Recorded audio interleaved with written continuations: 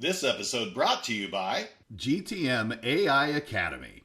Learn AI from a globally trusted resource. Coach K, Jonathan Carfort. Their bundle, Enablement AI Mastery, includes both the core Generative AI Foundations course and Enablement AI Mastery specifically.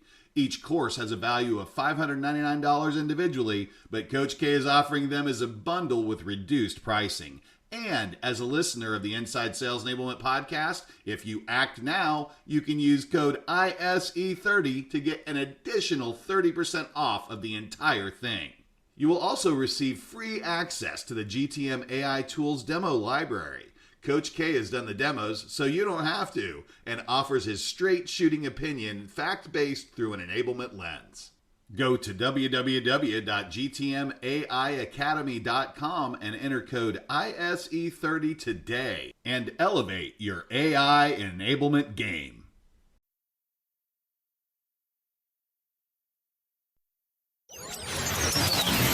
Welcome to the Inside Sales Enablement Podcast. Where has the profession been? Where is it now? And where is it heading? What does it mean to you, your company, other functions, the market? Find out here. Join the founding father of the sales enablement profession, Scott Santucci, and trailblazer Brian Lambert as they take you behind the scenes of the birth of an industry. The Inside Sales Enablement Podcast starts now. I'm Scott Santucci. I'm Brian Lambert, and we are the Sales Enablement Insiders. Our podcast is for sales enablement leaders looking to elevate their function, expand their sphere of influence, and increase the span of control within their companies. Together, Brian and I have worked on over 100 different kinds of sales enablement initiatives as analysts, consultants, or practitioners. We've learned the hard way what works, and maybe what's more important, what doesn't. Welcome to our first anniversary show. It's the year in review, everybody. Yay! So thanks for joining us. And I wanted to start the show by saying thank you so much, Insider Nation, for being listeners of our show. We started this exactly a year ago this week when this episode drops. It will be 1 year. And it's been quite a ride. We started out like trying to figure out how many of these we could do.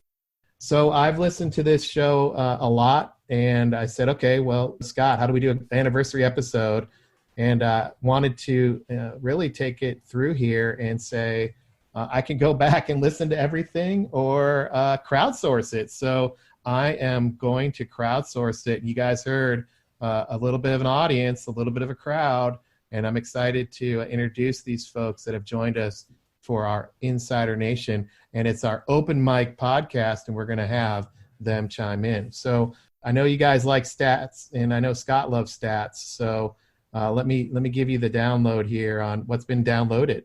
I think you're going to appreciate it. In the last 12 months, we've had 14,600 listens of our podcast. People from 46 countries. The 72% of that's come from the U.S., That's about 1,200 a month. Also, interestingly enough, Monday through Thursday around 1 p.m. are our peak hours.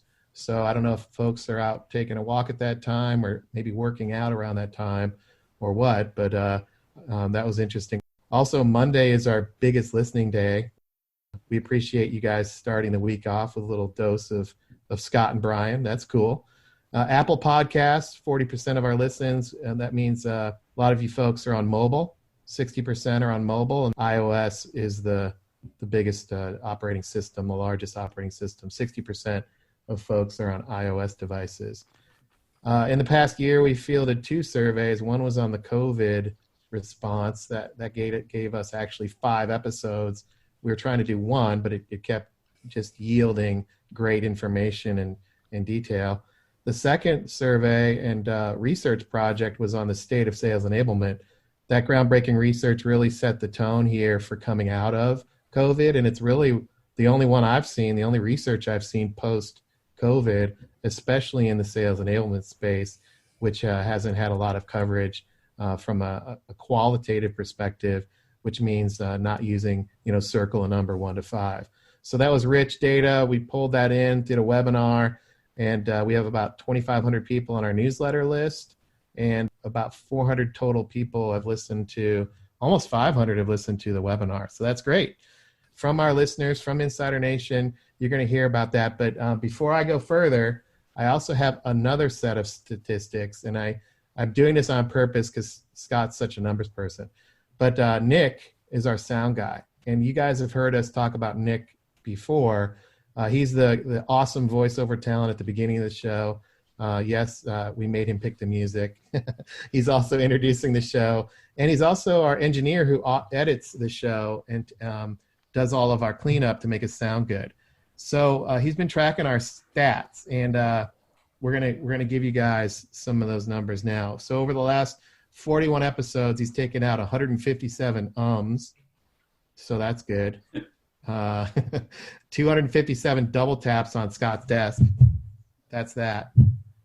He does that a lot, and actually he does that when he says something really super important. So there's 257 of those.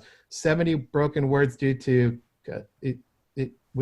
that's super annoying because see what I did there? That was just me. That was not a bad connection. But that's what he fixes so that you don't get annoyed. But Nick, leave that one in just for effect. I thought that was cool. I'm being creative.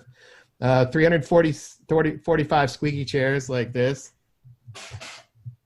I have a squeaky chair, so he's always on me for squeaking my chair while I'm talking, so he can't edit it out when I'm doing that. So that's probably pretty annoying. And then about 40 times he's inserted our famous whoa, and that's almost one per show, so we're on track for that. And 5 times he said he's had to fix it majorly because I've said, like, hey, Nick, go back and edit that out. We can't say those cuss words, things like that. So that's pretty cool. And thanks, Nick, for doing that. And Nick wrote us a quick little note. He said he's enjoyed engineering this, and he's sorry he hasn't found the so what noise yet. And we're going to actually, he's asking us, Scott, if we can record the so what noise. What do you think about that? Oh, sweet. You know that so what you've been looking for 9 months? Yeah, I love it. We're going to get it right now. By the way, thank you guys so much for doing this. This is awesome. I'm so excited. This is Brian's pure directorial debut. So doing it. I'm loving it. Awesome. Yeah, we're going to record the so what, but you are the, I guess, the director, the producer, or whatever. So we have to do the so what until you're happy. Okay. What do I need to do? Count us down, and then we're going to do so what until we can get it for Nick. Okay. Nick's asked us to do it. Awesome. Okay. 3, 2, 1. So what? You guys don't sound angry enough. We got to be faster. And you got to be angry. Like, okay, so get us. What the hell are you talking about, man? Get us into the mood. Why are we doing this? Why is this so important? I need to do the mood. Yeah, set the context. There you go, director. Yeah, direct. I need direction. Okay. What's my motivation? Right. Well, whose motivation? So what's your motivation? So you guys, your motivation is this. You've just heard me pontificate about something that, whether it be World War I trenches, a Brooklyn Bridge, Dmitry Medvedev and his periodic table, something like that, and you're impatient, wanting to know, what the hell does this have to do with insert something you care about? Sales pipeline, coaching, whatever. That's your motivation. She's kind of annoyed. But get to the chase. What are you talking about, man? All right. Okay. So it needs to be fast, not a so what. It needs to So be what? It needs to be a jab. So what? It's 1, 2, 3. So what? Like that? We need the rhythm, and we need an example of the so what you're looking for. So what first? I'm serious. Yeah. Demonstrate the so what, and then we need to count off in not a random rhythm, in a 1, 2, 3 word, right? And then we'll it's get it. 4, 5. So what's Okay. 4, 5? I'm 1, backseat 2, directing this, 3, by the 4, way. 5. Sorry. Okay. So Scott, do you want to give us your best so what as you envision it? Scorsese. He's reflecting. Scott He's like, "Is Scorsese. this what we've come to?" Well, I think there's a so each pick your own Oh, God. one of these, okay? So what? You can do one of those, or so what? Either of those. And So if we have a mix of those, that'd be better. Exasperated to irate. Yes. We got it. Thank you, Bill. Bill, you want to count us down in a very specific rhythm? I got you. 1, 2, 3. So what? That was perfect. You So want we to need do to one fire more? ourselves as directors. So And that do is one Paul is our producer now for the next year. For year thanks, 2. Bill. Do you want to do one more so you guys can compare and pick which one you like better? Sure. And then we can get on with the damn show. Sure. All right, All right. let's do it. So what? 1, 2, 3. So All what? right. Nice. So none of our listeners know who's actually joined us, so this is perfect. Are you because recording now? Yeah. Or what? Well, no, we've recorded a whole bunch, and now they don't even know who these folks are. It's awesome. And you're here in the studio with us live via Zoom. So let me introduce the 5 insiders that we have on this show helping us celebrate our anniversary. I'm going to introduce them now. Then I'm going to explain after they introduce them a bit about themselves, and after I introduce them, I'll explain how this show is going to work. So to help us on the show, first up, we have Erich Starrett. Erich is the Director of Business Development at ETA, Creative Event Producers, and he's based in Atlanta. Hey, Erich, tell us a little bit about yourself.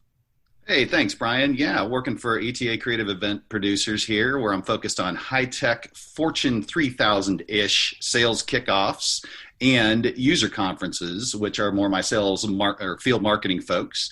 And I'm also the president of the Atlanta Sales Enablement Society's Atlanta Chapter.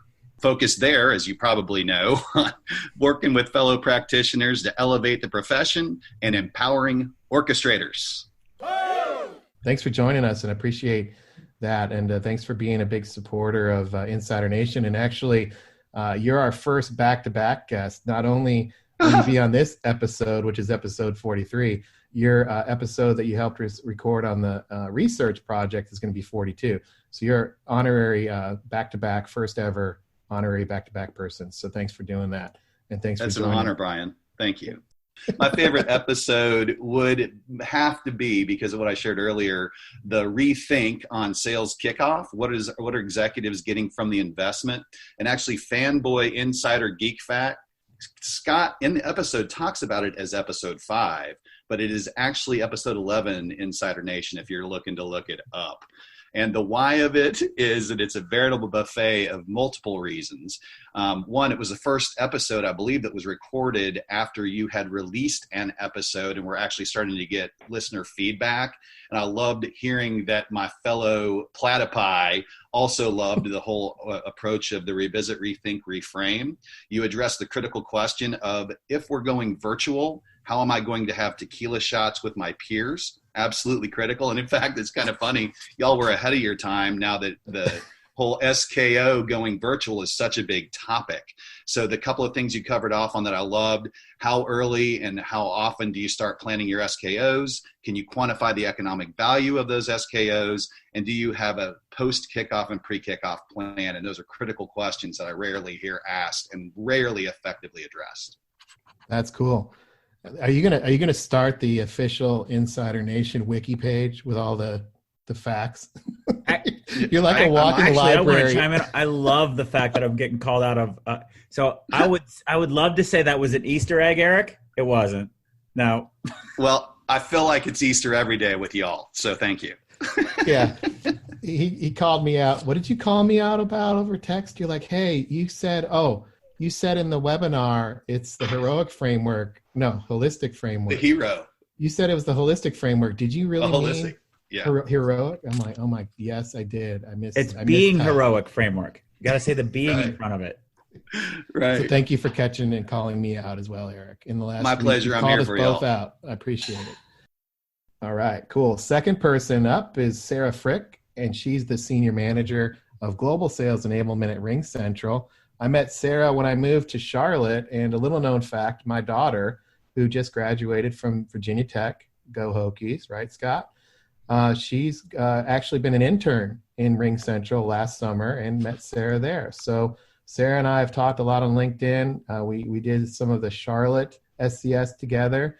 And so, Sarah, thank you so much for joining, and tell us a little bit about yourself. Absolutely, Brian. Thank you for having me. As Brian mentioned, I'm Sarah Frick. I actually recently got married, so I'm due to change that last name. Are you going to reveal it here? my last name is Sarah Gross now. All right.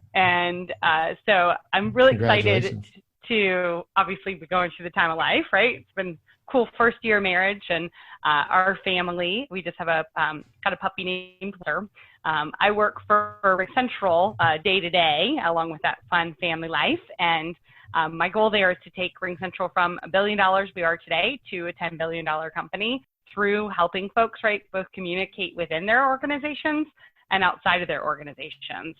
What I love most about what you're doing here, Brian and Scott, is we're all able to relate to it. My favorite episode, because of that, is busy, active versus productive. So it's episode 25. The reason that I bring that one up is it's something I constantly struggle with, right? You're there, it's 6 or 7 o'clock at night. Are you actually being productive with your time, or is it something you should set aside and come back to it at another point in time and realize, right, what are your priorities and constantly have ranked? So thanks again for having me on. Yeah, you bet. Thank you. Thanks for sharing your favorite episode. All right, so let's go to our third person. 3 out of 5. This is awesome. I'm so excited about this. We've got Megan, who's the Sales Enablement Manager at CyberArk. I met Megan when she posted her picture about the show. I think that was one of the coolest moments for me. Was I had to show my wife. I was like, look, somebody posted our show, and there was the guy running through the brick wall on his big 60-inch TV. I was like, this is so cool. She's also been talking with Scott and I about the idea of the podcast and how to learn now that we're in COVID. She's been involved with SCS, the Sales Enablement Society, and in 2018, she was actually featured on the coverage desk. And one of the little known facts here is Megan had a successful Kickstarter back in 2015. And Amy, just a heads up, you guys should talk after the show. You guys have a lot in common. But Megan, tell us a little bit about yourself, and also what was your favorite episode? Sure. So a little bit about me. Like you said, I lead sales enablement at CyberArk. CyberArk's a global cybersecurity company. We provide privileged access management solutions to enterprises. And from the sales enablement perspective, like you said, I got involved about 2 years ago now. Had an awesome mentorship with Michael Labate, led a work group for the Sales Enablement Society on positions. And now I got drawn back in through this podcast, and it was really convenient just to see the information available via a podcast that I could listen to on my phone on the go. So I'm really just getting plugged back in through the Insider Nation podcast. And my favorite episode, I have a series that are my favorite. So I really liked the 4-part COVID response. I felt like I was being kind of bombarded by news in all directions, and the episodes really kind of cut through the clutter. I really enjoyed the snippets on John Chambers and his experience in past recessions, and his some of the takeaways that he provided gave me clarity on what I could be experiencing within my company, the decisions that I was experiencing and didn't necessarily have control over. And then it also enabled me to provide insight and put into place some programs for sales enablement that really kept the role seen as strategic and dynamic, and all those good things. Yeah, awesome. Thank you so much, Megan. All right, our next person, number 4, is Amy Benoit, and she is the founder and chief consultant at Allpropos, where she specializes in organizational design and strategy consulting. I actually met Amy through Erich, who was the first person that introduced himself here on the show. She's been in enablement for about 10 years in companies like EMC and Pivotal Software and Mesosphere. We've spent a lot of time talking about standing up sales enablement initiatives and work teams, as well as clarifying to management and leadership what sales enablement is. Amy is the chapter president of SCS in San Diego. So she's in Southern California. So Amy, can you tell us a little bit more about yourself, and also what's your favorite episode? Sure. Hey, Brian, thank you for having me. My name is Amy. I have an insatiable drive to empower people to thrive, whether that be personally or professionally. And as you said, after a long career within sales enablement in Fortune 500 companies, I built my own, centered around helping organizations operate more smoothly and to scale. I work really closely nowadays with executive leadership to help them prioritize initiatives and help them communicate effectively, while at the same time really influencing up and downstream to create more efficiency across the board. So the name All Propos comes from the respect of all of the things that you have to do within this business. My favorite episode was episode 38, panel 6, with the executive sponsors. There was discussion on how to create value within the sales enablement function. And I have to say, Brian, my favorite quote came from you.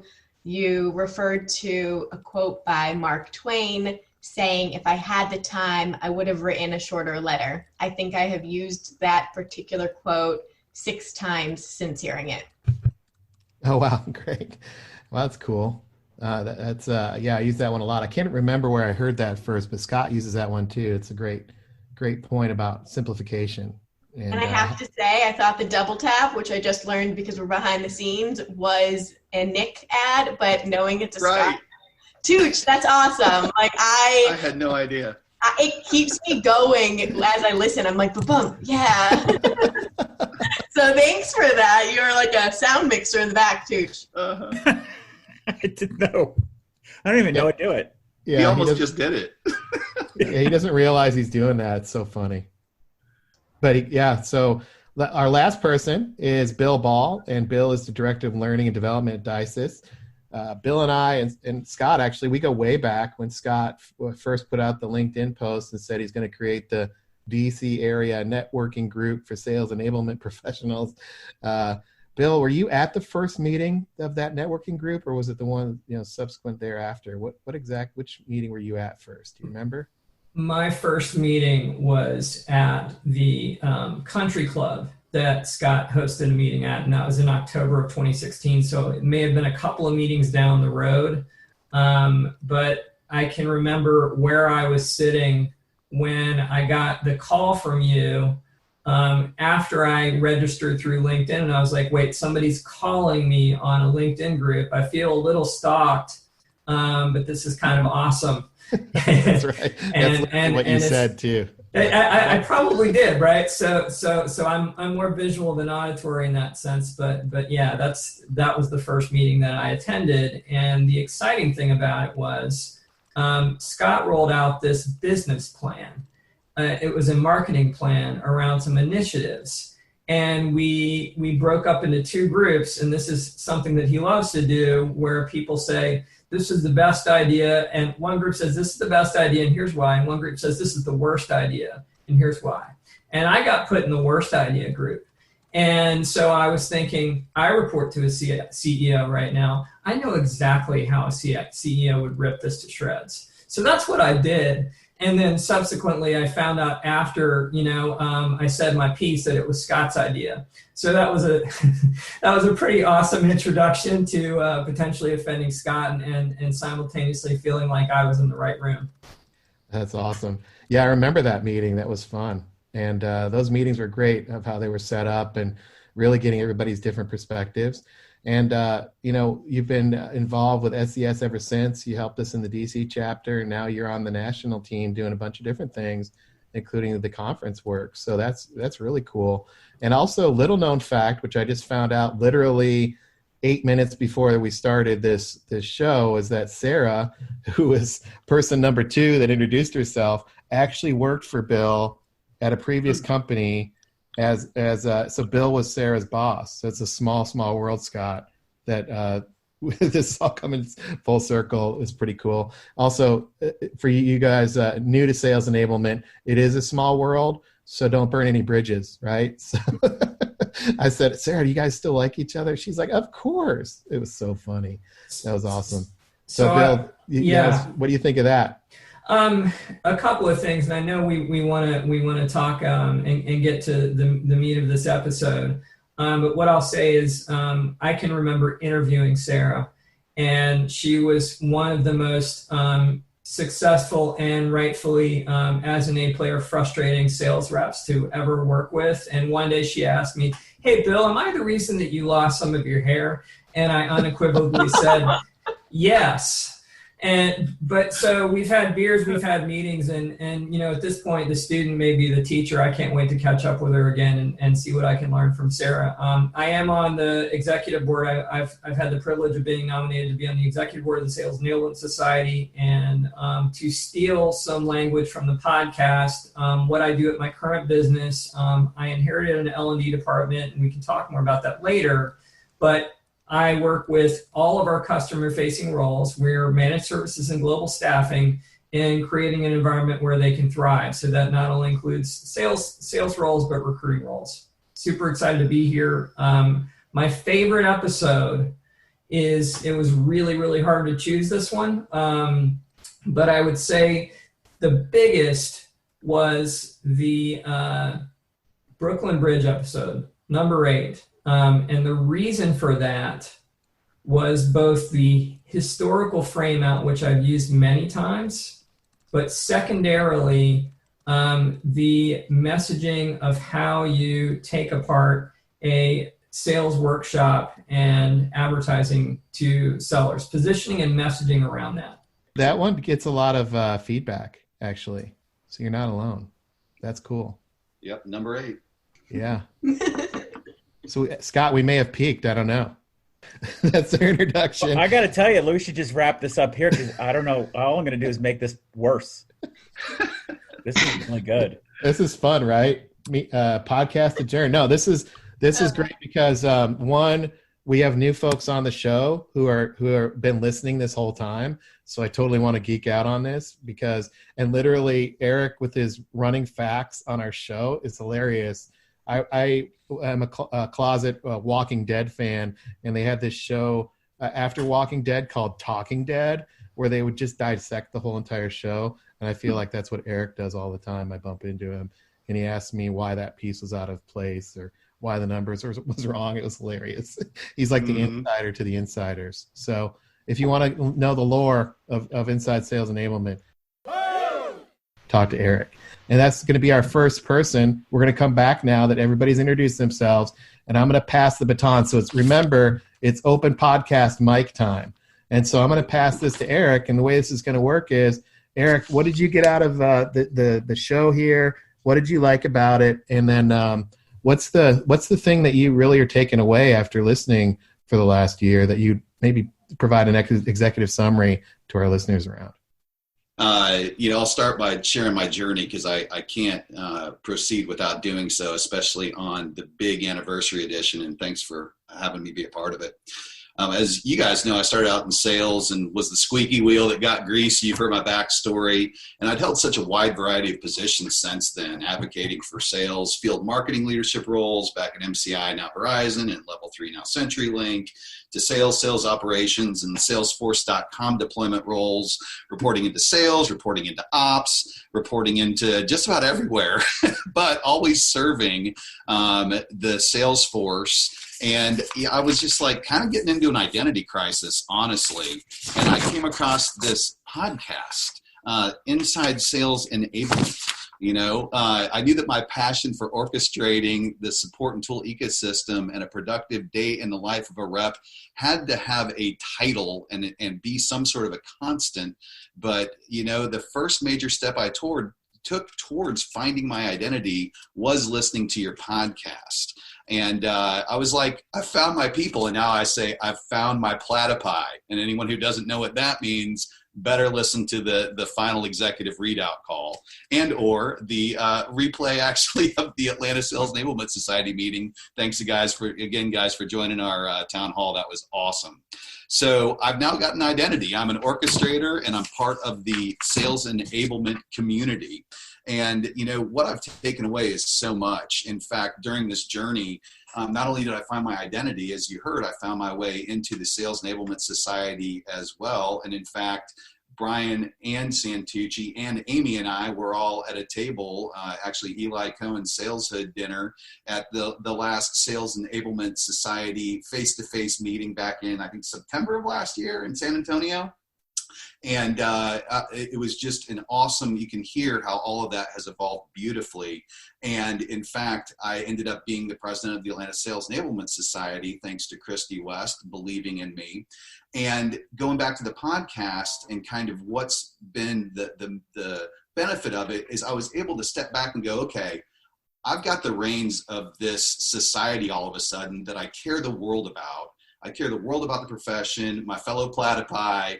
Well, I don't want to blow this. So what I did was I went back home and I started re-listening to the podcast and going through my notes. That's part of the reason I can nerd out about it. So I'll just a few highlights. Again, you got to love the first one with Galileo and selling the sales enablement role, which is such a huge part. If we don't know who we are, how can we further the profession? And I'm on a mission to work with you guys in the Sales Enablement Society to do so.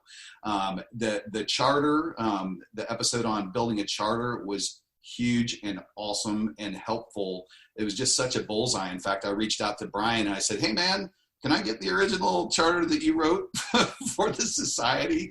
And he thoughtfully, again, I've been bugging these guys since the beginning, and now y'all can kind of see a trend.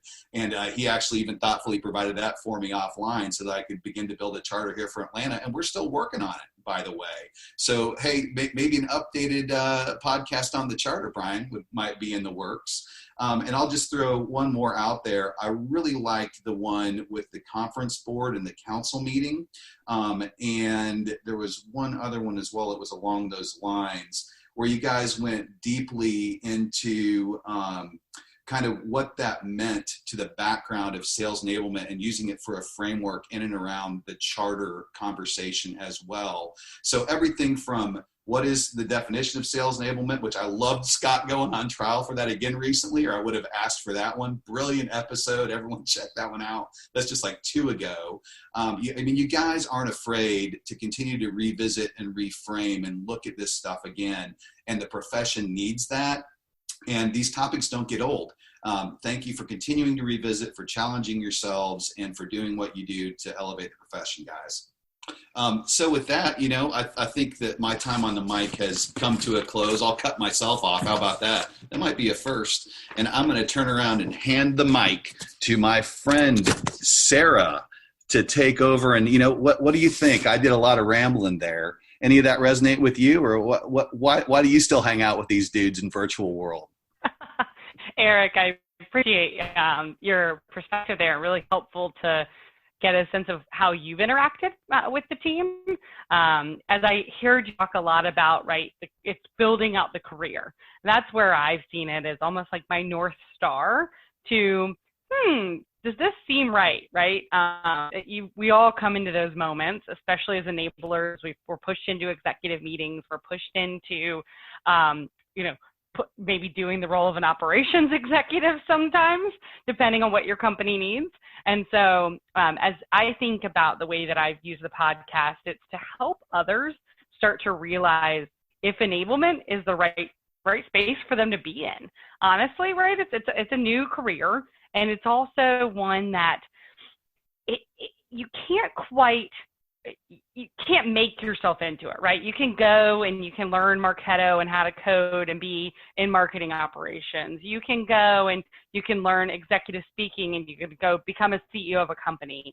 Enablement's one of those things where we almost have to have something innate inside of us in order to do this role and to love it and to come to work with it every day, because there is a lot of this cross-functional mayhem that we run into. So what I love about the podcast is it gives me a spot to send folks that are interested in the career and say, hey, go take a listen. I love episode 12. I love episode 24. I give them my thoughts, but of course I'm looking for them to actually go and say, this is the perspective I have on this and why I'm so interested in the role and the function. So it's been a nice way to help folks guide their career, right?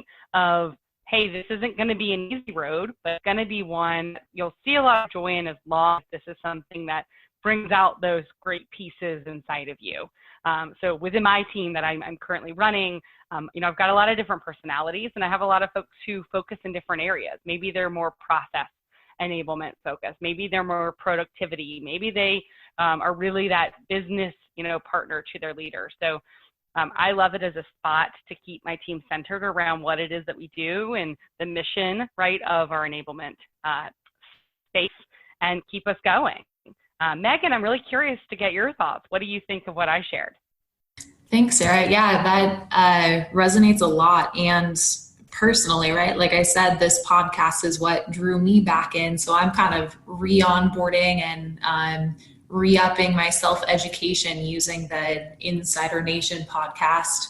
And I also want to zoom out and look at the modality being a podcast and the format and how we applied that internally at CyberArk. So I was inspired by being able to listen to the podcast on my phone while I was out for walks, repurposing that commute time that I no longer had to spend sitting in a car. In hindsight, I guess I could have been listening to the podcast in the car. So I'll revisit that. But really just this concise formatting inspired us to have a quick win, right, in this new normal and take our monthly internal newsletter, make a recording of it as a podcast. It's short, it's concise, it's something that we have an archive of now. And it really was an example of taking what I learned from Insider Nation podcast, applying it to the sales enablement program at CyberArk and using and in a way that met our sellers in their current reality. It's, like I said, it's concise. You can be listening to it while you're doing something else or parenting or catching up on other emails, etc. But I like that I was able to immediately apply and moving kind of beyond the onboarding application, because we also have that archive of podcasts that we send new hires to listen to. Whereas before we had them read through maybe the last 10 newsletters, we now have these shortened podcasts. They're also available to all employees in our company, right, to stay current. And I think I mentioned earlier that the COVID series were some of my favorite, or the COVID episodes were some of my favorites. And that's because right now so many changes are happening that I think it's even more important for ourselves as practitioners to stay current with the news that's happening within our industry, but also to communicate in a way that keeps our employees in the field aware of the current changes that might be happening internally.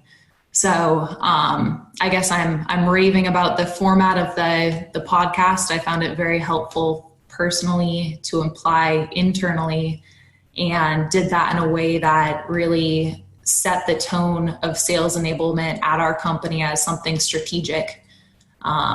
So yeah, thanks to Scott and everyone for continuing to put these episodes out. And with that, I kind of laid a lot out there for you, Amy. I'm curious to hear your thoughts on the podcast and how it's kind of a way to check into the pulse of sales enablement.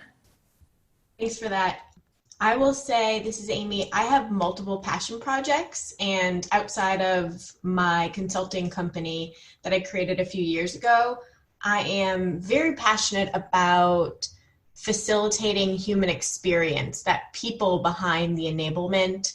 I have had the opportunity to facilitate across the world customer advisory boards and executive leadership offsites. I also, on a completely different side of my brain. I teach stand-up paddleboard yoga in Mission Bay, and I've built an extended stay dog sitting business. And with all of these, I operate everything I do as a business. And within the organizations that I consult with as a sales enablement leader, I really do think of myself as a business within a business.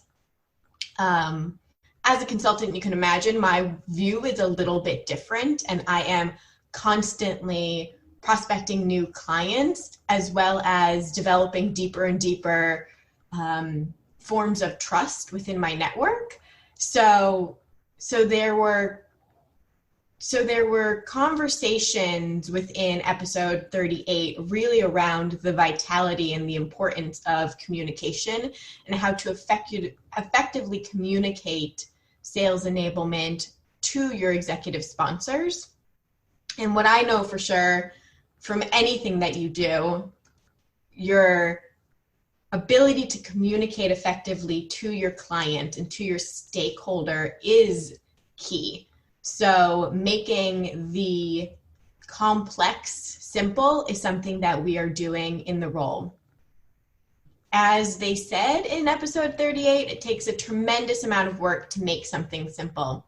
So when I am talking to my executive stakeholders, whether that be the VP of sales, the director of operations, the department heads, dog owners, yogis, I have to make sure that I'm speaking their language. And from the business standpoint, it's quote unquote business English. It can't be sales enablement English. They're two totally different languages. It's almost like if I was speaking Italian to somebody that did not speak Italian, it would be impossible for anyone to understand what we were saying to each other.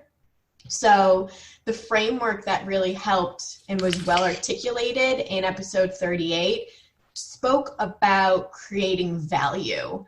And you can take this as a consultant, as a prospect.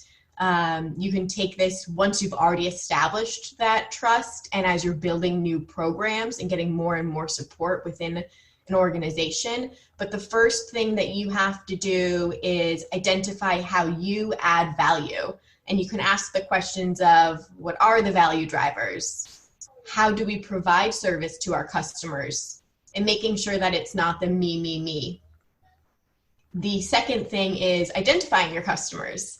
It can be different dependent on each of your goals or projects. So making sure you know who you are servicing. And third is identifying your stakeholders. The question, of course, is who are the stakeholders, but making sure that you're servicing the greater good of who is going to be able to continually invest in the support that you're giving. Underneath everything that I do, I build trust. And that is one of the reasons that I love sales enablement, is getting this people opportunity and helping people empower themselves to be better.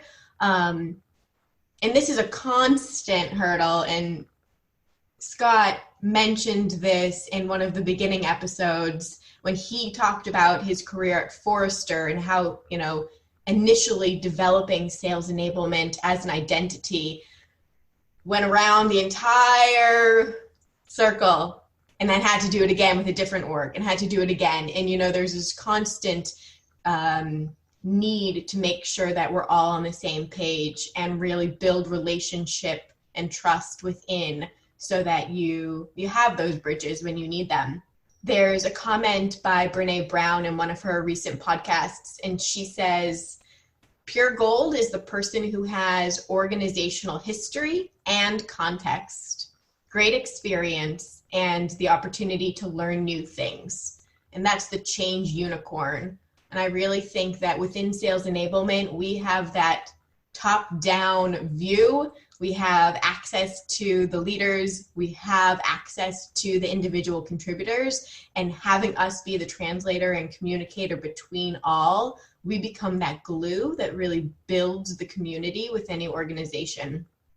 So I would argue that trust within leadership is sometimes the reason that they do not enable the contribution or collaboration between their people. Like they just haven't built that muscle yet with those people. And we within sales enablement, whether you're prospecting to build or just continue developing your relationship, it is vital. Bill, I know that you are within an organization now. What are your thoughts on what I said from an insider's view? So I have a lot of thoughts because that was a lot of content, Amy. Perhaps I'll take one thing and the thing that stood out to me the most, and that was how you're using. I just love hearing how everybody's using the podcast. That's the coolest thing, like hearing about how people are using a podcast, not how I'm listening and what's my favorite episode. That's great, right? That's a great place to start, but how am I using it?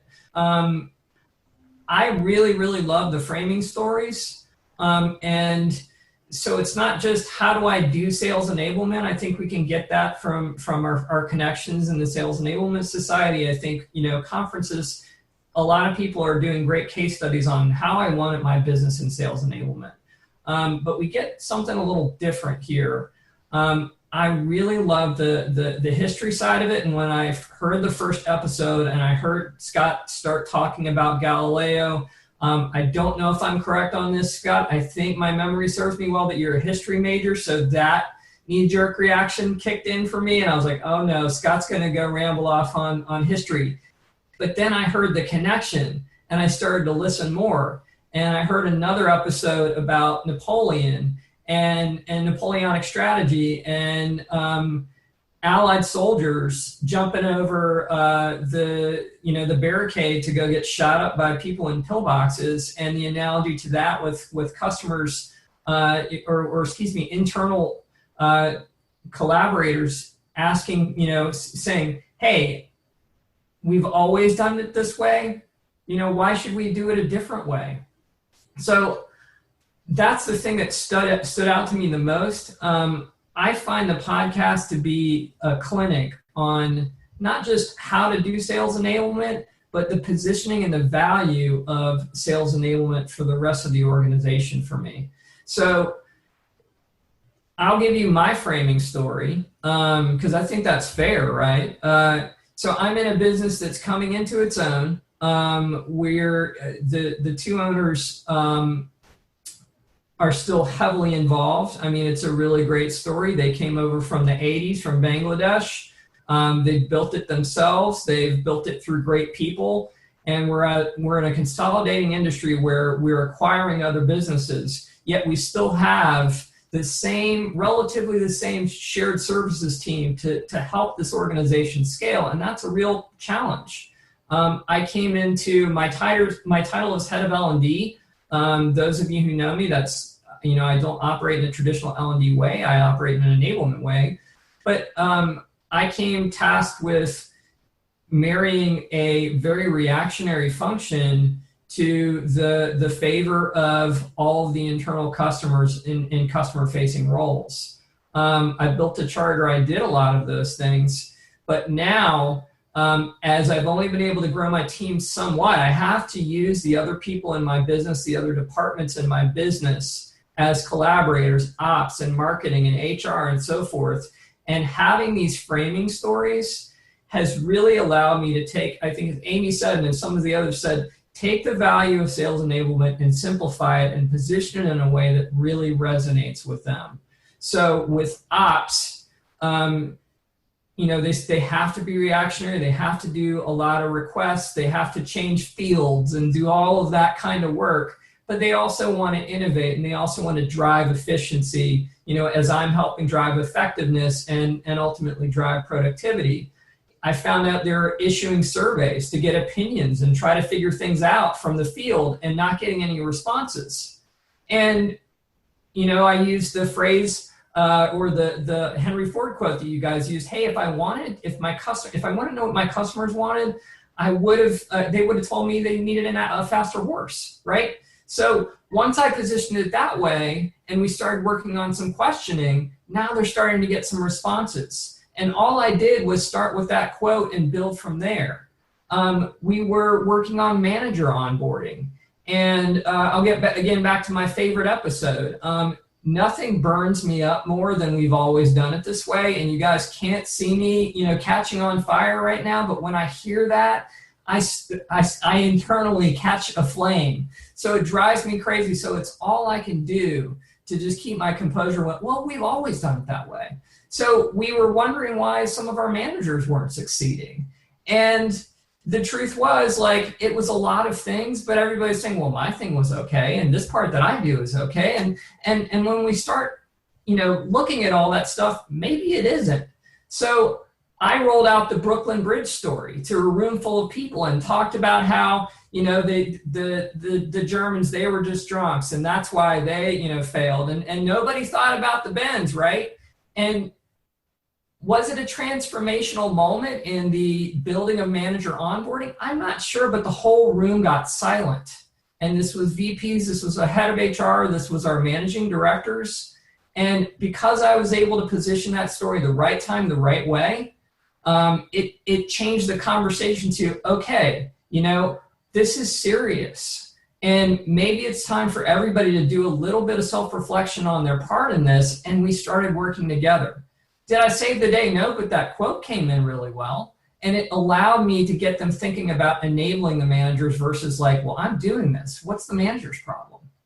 The last thing that I'll say, also in my favorite episode, and how I've used the podcast is we were working on positioning and messaging. Every organization goes through rebranding every so often, and we are working with an external firm, and they're great, and they do a lot of great PR for us and get us into the Wall Street Journal and fantastic stuff. But when it came to working with our hardwired internal heads of sales and people that have been with the business years and years and years, when you start asking them how a brand makes you feel, they shut down, right? So it's a good question, but with that audience, it's tough. So guess what I went to? I went right to, all right, so let's work in some of those questions, but let's also talk about, who do you sell to? What do you need to sell more? What's the business problem you solve? What's the impact to each stakeholder? Who owns the wallet? Whose throat gets choked? And when we started speaking that language in that simple framework, things started to turn and they started to get answers again. Again, this is not about one person or one department saving the day, but it's about using the positioning and messaging and the value of sales enablement to get some of that cross-functionality moving across the org. Oh, that's great, Bill. And really liked hearing the stories, and all of you guys have been just amazing on this show. And that's been really humbling for me to hear. We get into the day-to-day and we crank out these content items. 42 podcasts in a year. And we don't have a huge staff, and some of this stuff we're doing ourselves, and we had to learn how to do this stuff, and it can be a little bit of a grind. And that's the thing about tactics and strategy together. And then we always talk about what impact are we having, and we see it on LinkedIn, and we have folks reaching out. And Bill, you've reached out through the whole year, pinging me on, hey, on this episode, what did you mean by that comment, right? Things like that. It's been super helpful. But to hear you guys and how you're taking it away and using it has been really cool for me to hear. Erich, you talked about finding your people. Sarah, you're using this as a North Star and a touchstone for new folks in the profession to determine if they want in. I'll say it, in our profession. Are they going to come in or not? We don't just let anybody in. Listen to Inside Sales Enablement, right? And you make the decision if that's what you want to do. I love that. And then Megan, the idea here of using this and being innovative internally, I hadn't even thought about the structure and the format being something that you can rip off like that. And I say that in a good way. That's awesome. That's super cool. So this moves us beyond just, putting the effort in. It's something that you can build off of and make yourself successful and make your team successful in onboarding. And that's been awesome. And then Amy, your thoughts around stakeholders and team and activation and how do people work together and how do you make this land for each person?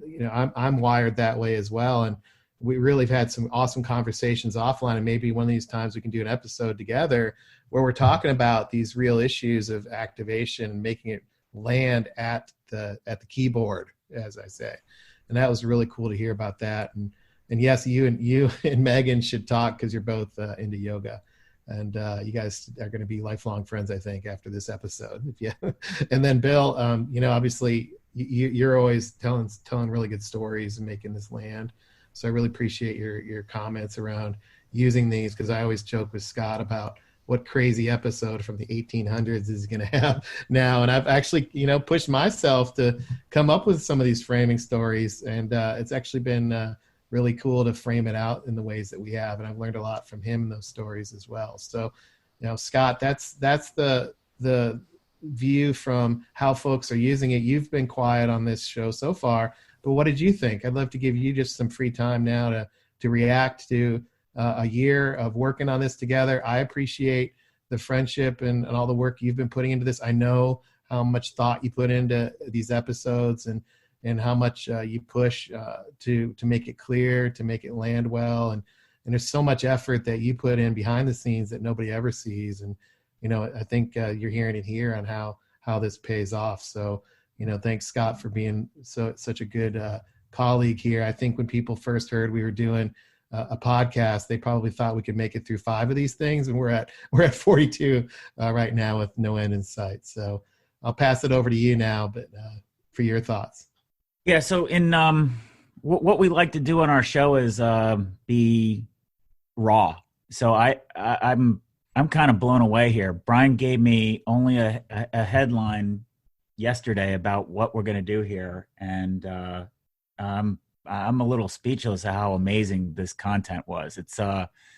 It's rare that you get to have a structured format to be able to share a lot of the people's perspectives, that you can basically work as a cafeteria and take, I'm going to take a little bit of Amy, I'm going to take a little bit of Sarah, I'm going to take a little bit of Erich, and I'm going to take a little bit of Megan, and I'm going to Bill Ball it and kind of make it my own thing, And that's amazing. So kudos to you for putting together this format to have it flow like this. I'm kind of blown away right now. I do want to get into I love Erich being so honest about accuracy. I'm a huge fan of making sure things are validated. So I want to validate something from Bill. Bill, I'm not a history major. I'm actually, I didn't know whether I should be offended or honored that you thought that, because I've got a math background and degree, and I love numbers unbelievably much so. And I've learned over my career, numbers are pretty inaccessible to anybody other than the CFO. So I've learned to tell stories that I can have math behind them. So there's a different one there. So what I took away from this was how it's really fascinating for me, and I want to create more of a community of how we can take lessons learned. It's pretty difficult to get feedback on a podcast, so I think it's really cool. So Brian, just as a side, Megan and I did talk about the podcast. I called her like after she posted that thing on there, because I'm gonna, whenever somebody puts something out there, I'm going to talk to you about it, especially if it's challenging or just a gut reaction. So a couple things that I'm going to follow up on. Amy, you talked about you're talking about translating yoga speak to business speak and back and forth. We actually are coming up with a term on that. That's English to English translation. We heard that at the conference board stuff we're working on. Do you guys remember in the COVID series, my friend Lindsay, or our show friends, I have Lindsay, the salesperson. You guys remember Keeping her? us honest. Yep. So she runs in that. She said that English to English translation problem is her biggest problem in sales today, like as a salesperson. Her job at Microsoft, she's got to gain buy-in across so many different people inside her customer base, and that's the easy job. The hard part is getting people inside Microsoft to follow through on that, because everybody just sees the world for their own individual silos. So Hur and I are working on, we have our own wrap of how we talk about it, but I keep challenging her, is like, we've got to figure a way to talk about this to people who don't see this. So maybe we can get you involved there. Bill, I'd love to sort of pick your brain about how we can turn these centering stories. So a little centering story on the framing stories. I get that from Patton. So General Patton believed every battle's already been fought. So if we lead with a battle that's already been fought, then you already have a play that you can run, and you just never know when you run it. I think the difference here is that you have the courage to actually use them in live fire combat situations. So maybe we can pick your brain on how you do that. So I'm just really, really delighted. And what I'd like to do is go back from here and ask you guys, what can we do more of? I really like the idea of being challenged. Brian tries to stump me. So one thing that I'm personally nervous about is how I'm going to keep up the framing stories and not keep telling the same ones over and over and over again. But I like that competitive spirit. And I like to be challenged. So what can we do more of? How can we make this more impactful? It's awesome that you guys are able to make the time available to help us out. Second thing is it's fantastic that I'm just really impressed at how prepared everybody was. I'm always energized by thoughtful people putting ideas out. It always energizes me. I like challenges a lot too. So part of, I'm not really as eloquent as maybe I normally would be because my brain's firing into, I can tell you that right now. But it's just really awesome. So thanks. All right. Thanks everybody. And we will see you on the next one. Take care. Thank you. All right. We are out. Thanks for the extra time you got. Thanks for joining us. To become an insider and amplify your journey, make sure you've subscribed to our show. If you have an idea for what Scott and Brian can cover in a future podcast, or have a story to share, please email them at engage@insidese.com. You can also connect with them online by going to insidese.com, following them on Twitter, or sending them a LinkedIn request.